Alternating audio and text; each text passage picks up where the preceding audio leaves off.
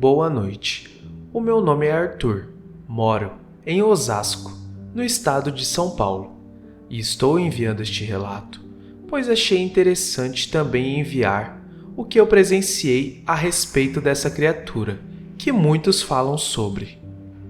O fato que vou relatar a seguir, eu presenciei. Fantástico ou não, eu vi as provas.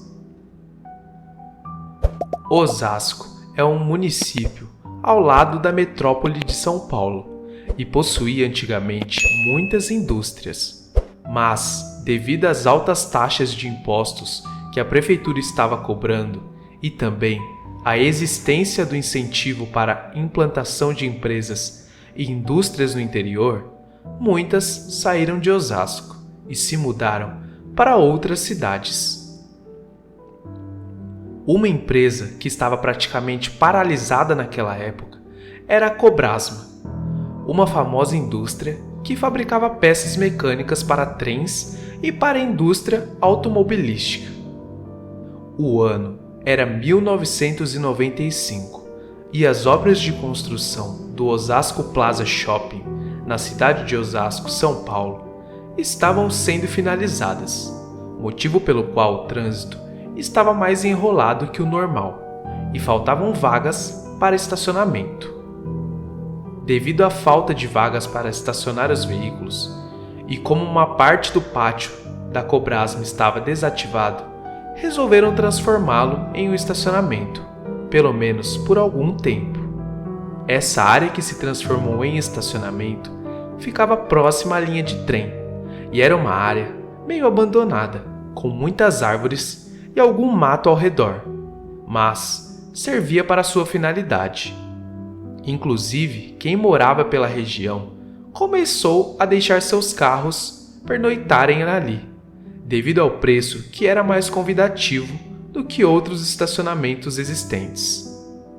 Certo dia, em um sábado, me desloquei até o centro de Osasco para ir fazer compras em algumas lojas, e como havia o problema para estacionar, deixei meu carro no estacionamento citado, que ficava no pátio da Cobrasma. Fui às lojas e após algum tempo voltei para buscar meu carro. Quando cheguei no estacionamento, vi um certo tumulto entre algumas pessoas, sendo uma delas a que tomava conta do estacionamento. Eu vi um rapaz com algumas fotos conversando com o segurança do estacionamento, dizendo mais ou menos isso. E agora, como isso vai ser resolvido? E o segurança logo respondeu: não tem problema, o carro já foi levado, mas tem as fotos. E o rapaz revidou retrucando: mas será que vão pagar? Acho que sim, pois tem provas. E ficaram ali conversando, sendo que eu não pude evitar de ouvir. Então, quando o rapaz foi embora, eu perguntei o que havia acontecido. E foi quando o segurança contou uma história incrível, a qual eu iria comprovar através dos fatos. Ele disse que alguns carros passavam a noite no estacionamento. Um homem o procurou dizendo que o seu carro estava com a frente toda destruída e estava assustado. Então, ele contou da seguinte maneira. Disse que ele foi ver o carro, que era um Vectra, e quando ele chegou até o local onde ele estava estacionado, ele não acreditou quando viu o veículo. O carro estava com rasgos no capô, como se tivessem sido feitos por mordidas, e que o para-choque estava todo destroçado, com pedaços arrancados, sendo que os pedaços estavam no chão, ao lado. Era como se alguma coisa houvesse atacado o carro com unhas e dentes, e houvesse mastigado o capô e comido partes do para-choque. Haviam pedaços da frente do carro espalhados todos ao redor do veículo.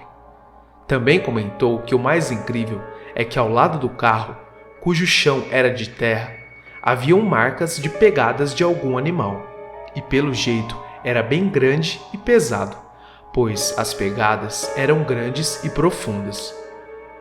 Eu fiquei pasmo com a história. Então ele me disse: "Quer ver?" E eu disse: "O quê?" Então ele me mostrou as fotos.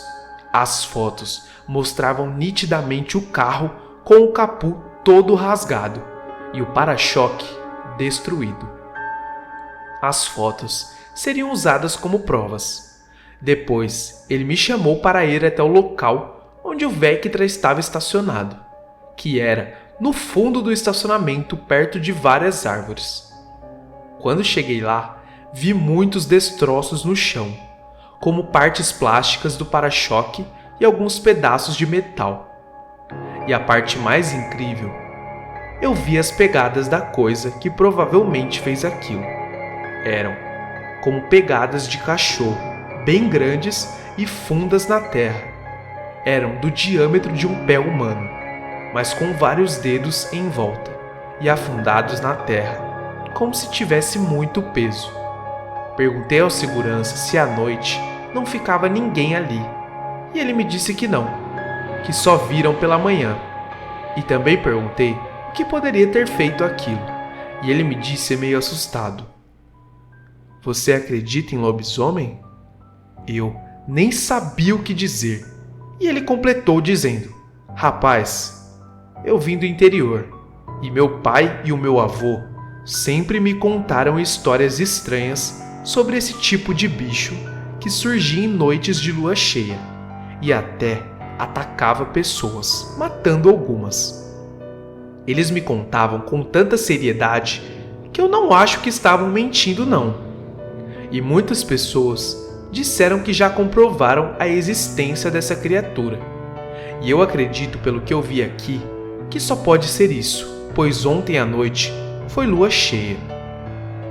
Eu agradeci por ter me mostrado tudo aquilo, me despedi e fui embora.